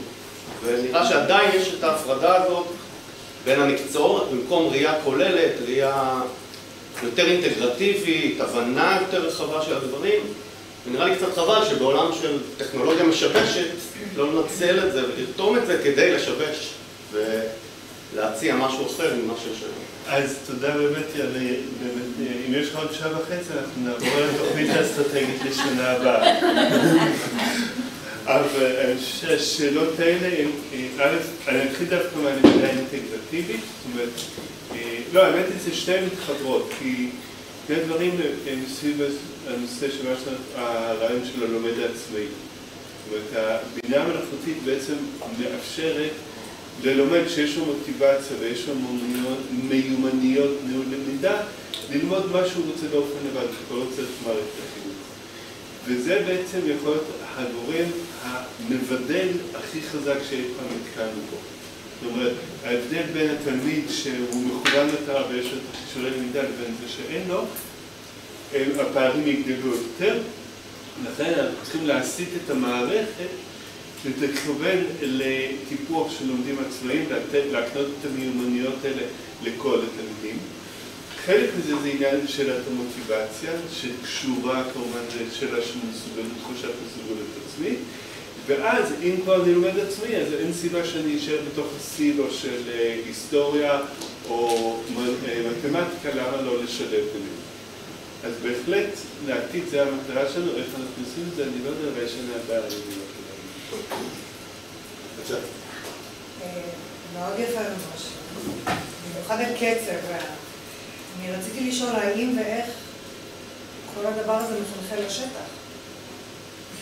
זאת אומרת, יש פה תובנות מדהימות, אבל בפועל בפרקטיקה, מה התוכנית?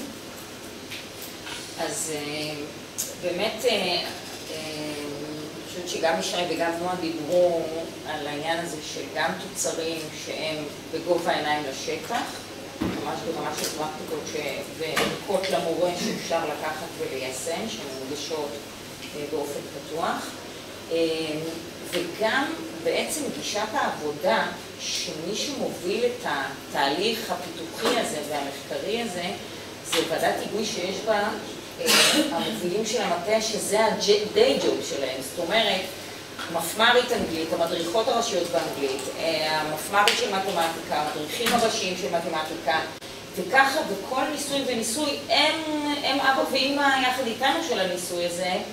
ככל שהם עובדים יותר קשה איתנו, אז יש להם אחר כך יותר אינטרס באמת להטמיע את זה, הם חולשים על הקהילות, כי בעצם כשאמיר עובד עם מיכל רלוי, שאחראית על תחום העבודות גמר במשרד החינוך באגף על-יסודי, זה הדיי ג'וב שלה. אז היא מעוניינת שהידע שיתפתח ביזע ומאמץ יתרחב. עכשיו, באמת זה חלק מהדיונים.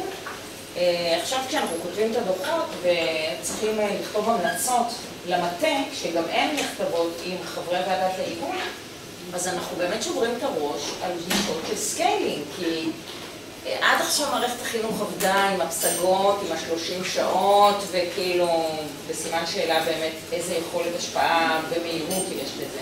וצריכים לפתח, הנה מה היה? וצריכים לפתח גם גישות אחרות. אז במתמטיקה זה היה מאוד מקסים שכבר בתוך הניסוי צמחו 3 קהילות מורים שמובילים אותם. מי שהשתתפו בניסוי אני מצביעה עניינית מאחת מהם. וככה בתחומים שונים, אבל זה פיצוח מאוד מורכב ובססים. כמובן החלק המשלים זה המקצועות.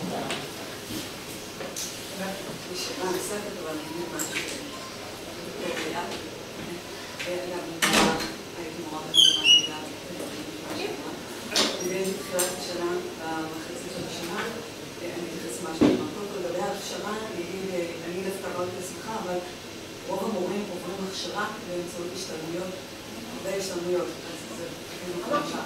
לגבי ה-AI, אני חייבת להגיד שברגע שמלמדים את התלמידים, לאט לאט משתפרים, וגם שאלות הפתוחות האלו. השאלות הפתוחות החשיבה האלו, ראינו, תלמידים ידעו אותנו איך לנסח את הפרומפטים. זה דבר אחד. במדעות הטכנולוגיות מאוד מבינים. דבר שני, אני אציג את התפקיד הכובע השני שלי. אני מדריכת מצטן מחוזי במחוז חיפה, שזה אומר חלק מצוות נתונים, צוות של מדריכים שעובדים בניתוח נתונים.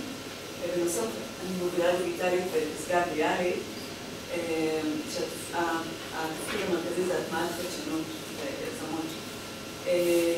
ואני מורת מורה מוסמכת של חטיבת טכנולוגיות של משרד החינוך, אז אני גם מעבירה בעצמי השתלמויות, ואני רוצה להציע כאן שני דברים. אחד, שניתחנו את ההשתלמויות, של המורים, ראינו קודם כל שמוסקות, זה תובנות שאולי יסייעו לכם.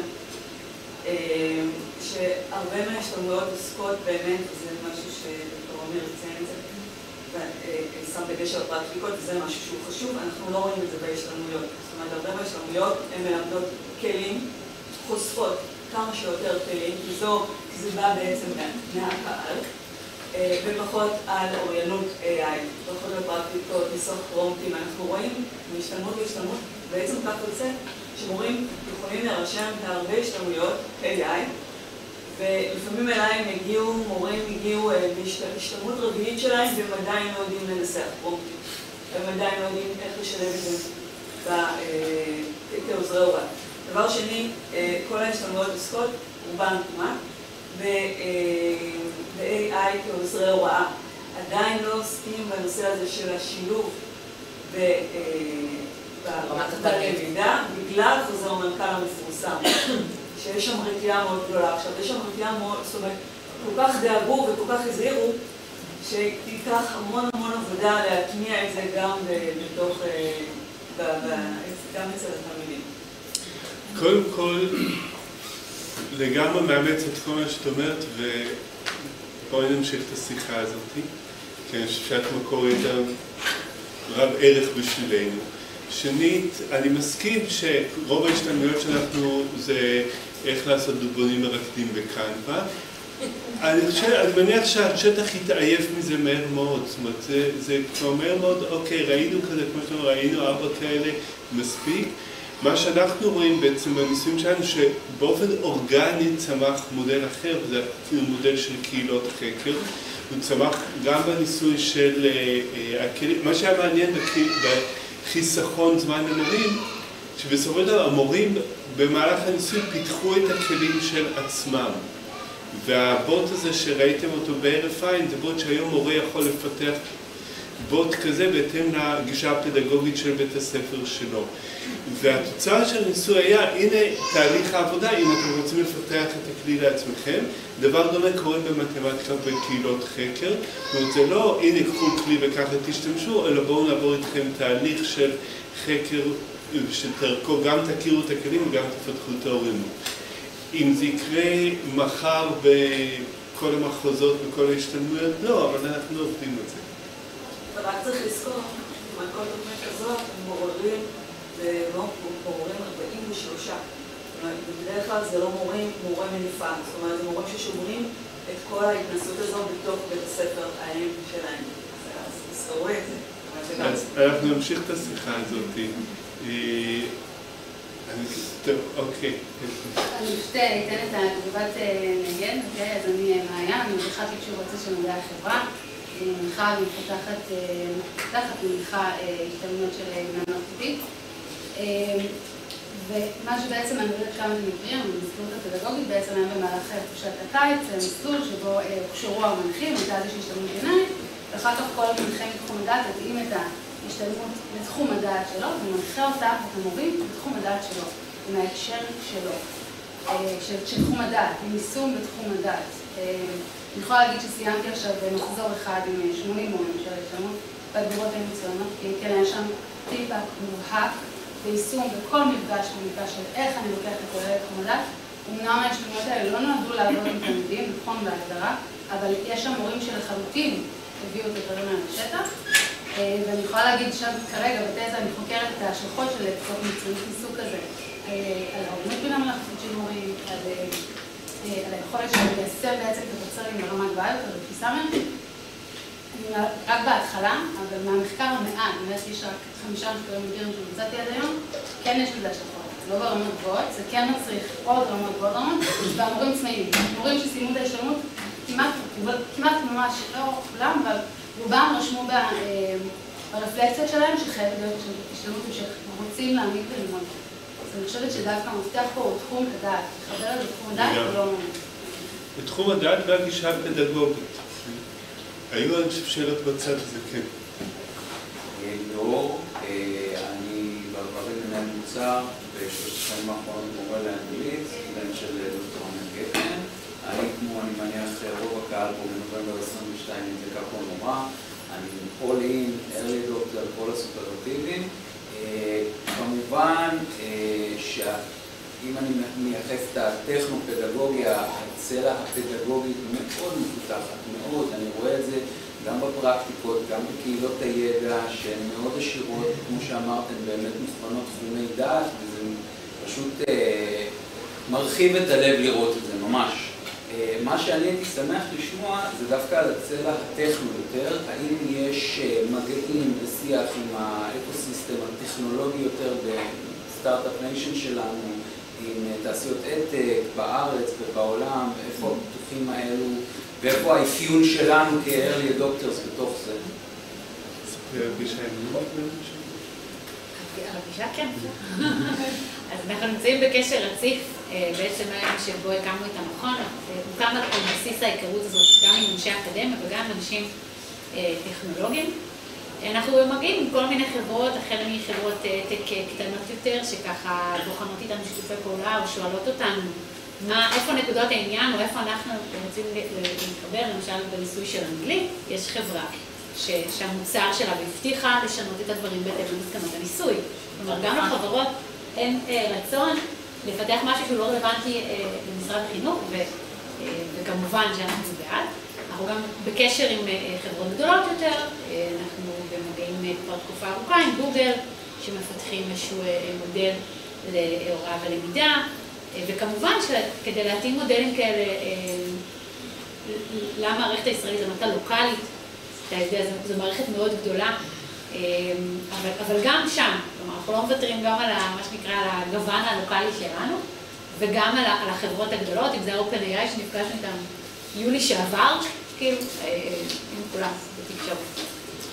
וגם אפרופו מה שישי הזכירה, תוכנית אסטרטגית לשילוב בינה מלאכותית במערכת החינוך, שככה סיימנו ספרינט לכתיבה שלה, אז אחת המטרות זה באמת שיתוף פעולה עם הרשות לחדשנות, עם המדען הראשי, בדיוק בשביל לייצר ארגזי חול ושילוב של עתק.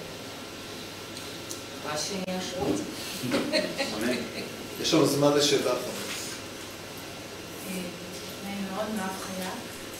הדוקטורט שלי עוסק בדיוק בנושא של שילוב משחק דיגיטלי בהוראת אנגלית, אבל גם מתבונן על כל האקוסיסטם הזה שהצגתם, שמערב מספר בעלי עניין, שזה משרד החינוך, חברות עתק, ואני בוחנת את המקרה, הנהלת בית הספר, דרג הביניים בבית הספר, עד המורה, עד אחרון המורה שמשלבת את המשחק הדיגיטלי בכיתה.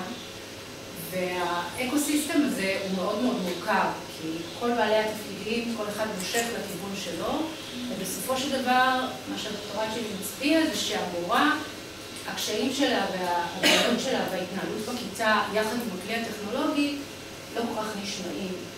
אז אני שמה את זה כדי להסביר שצריך לתת דגש גם על החיבור של האקוסיסטם, בסופו של דבר איך זה פוגש את המורה, ובסופו של דבר, אחד הדברים שכדאי לו לתת גם את הדגש עליהם, והייתי רוצה לראות את זה, נגיד, שרוצים שינוי שהוא גם מתמיד, אחרי שההתערבות הזאת יוצאת, ובסופו של דבר המורה מגיע היום שלה, איך היא ממשיכה עם ההתערבות הזאת, והרעיון הוא להכניס אותו לתוך הצוות הוראת המקצוע בבית הספר, ביחד עם הנהלת בית הספר שהיא מעורבת, ואלו יוצרים איזשהו תהליך שאותו צוות יודע להתמודד עם הטכנולוגיה הזאת ולדבר על זה בישיבות הצוות ומשכלל את האופן שבו הוא מביא אותה לכיתה. כי אחרת היישומים האלה נשארים ביחד עם הוראה מסורתית. כלומר, לוקחים את אותם דגמים מסורתיים יחד עם הטכנולוגיה, וזה התוצר שנשארים איתו. אז לגמרי, גם ברמת הניסויים, ההתעקשות שלה הייתה השותפים שלנו בבתי ספר הם לא המורים הבודדים שרצים קדימה, אלא בית הספר, ורצינו לראות שבאמת יש התגייסות של מנהל, של ראש מקצוע וכן הלאה. וגם עכשיו שאנחנו חושבים עליה, אנחנו רואים שוב חזרה לעניין של הוראה מותאמת אישית בהוראה עצמאית, ובעצם דורש שינוי של כל הסדירויות של בית הספר, ולכן יחידת ההתערבות, יחידת השינוי, היא בית הספר. לא המורה הבודדת, כמה שהיא תהיה מרחיקת ראות ומשקיענית והכל, היא לא יכולה לזוז כשהמערכת סוגרת אותה. ואני רוצה להוסיף משפט לדבריו של מירב, זה גם הרבה מצריך הכוונה. זאת אומרת, הרבה פעמים כמורה, אני רוצה לקחת, אני רוצה לעשות, אני רוצה לעשות את החיבורים, את השילובים, ולפעמים אני נתקלת באתגרים שאין לי את הפנאי להביא את הכלי הנכון, ללמד את הדרך הנכונה, הליווי, וזה הדגש שגם חשוב שיאמר פה, ההדרכה שגם תיכנס לכיתה. אז יש לי שאלה עלייך, כשאת במצב כזה שאת רוצה לעשות משהו ואת נתקעת, למי את פונה? מי הכתובת הראשונה שלך? אני אומרת את זה במקום שאני היום מובילת מורים בקהילת השקפה, ואני מורה בבית הספר היסודי ביד יצחק בקריית גת, ואני מובילה קהילת השקפה שעוסקת בטכנופדגוגיה. ואני התחלתי קודם כל דווקא בקטן, בלהעצים את שילוב הכלים הטכנולוגיים בהוראה. ויש אצלי בקהילה, התחלתי מרישום מאוד מינימלי של 3 משתתפות, היום אני כבר בקהילה של 11 מורים ומורות, ובעצם הרעיון הוא להראות את החשיבות, ואני גם מלווה אותם. אני נכנסת איתם לשיעור, ואיך לשלב את זה נכון, וגם איך לעשות את זה בהמשכיות. לא לעשות את זה חד פעמי, בשיעור 1 או 2, וזהו. ובמיוחד במקצועות רבי המלל, כי איפשהו מראים את השילוב הזה שנורא קל לעשות במקצועות המדעיים, האנגלית והמתמטיקה. את מחזקת את הטענה שלנו שהאמצעי לשילוב אמיתי זה לא השתלמויות או סדנאות או ימי עיון, זה הליווי הסדור. הקהילות. ובאמת אנחנו הולכים לכיוון הזה שמצד אחד לתת משאבים ללמידה עצמאית, מוקים, קורסים בכוורת וכן הלאה, ומצד שני לעבוד דרך מודל הקהילות. ושוב, כשאני אומרת הליווי, זה להיכנס לכיתה.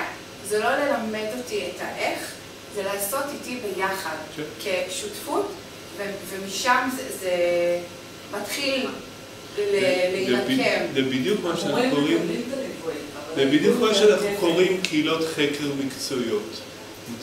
זה לא קהילה שמישהו בא ומספר לך איך לעשות, אלא מישהו יחד איתך ממציא משהו חדש.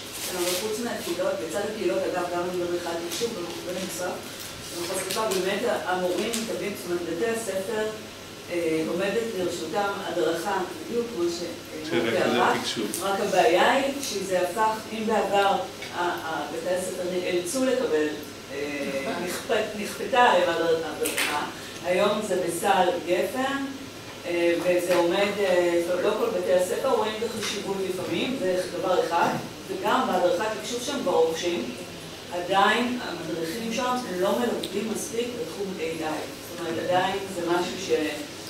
אז אנחנו באמת... באמת הטילו עלינו משימה תוך חודשיים לבנות הכשרה לכזה תקשוב, שיהיו מומחים ב-AI. אני יוצר כדי יש דבר אחד ש... אם אין לחם אין בינה. דבר אחד שה-AI לא יכול לעשות בשבילנו ולמלא את הפתק. אז יש ארוחת צהריים, יש לכם ואוצ'רים כאלה מאחורה? יש ארוחת צהריים בחדר אוכל, צמחוני, טבעוני, דיינו, בסדר? ואנחנו פה כמובן. תודה רבה לכל המשתתפים.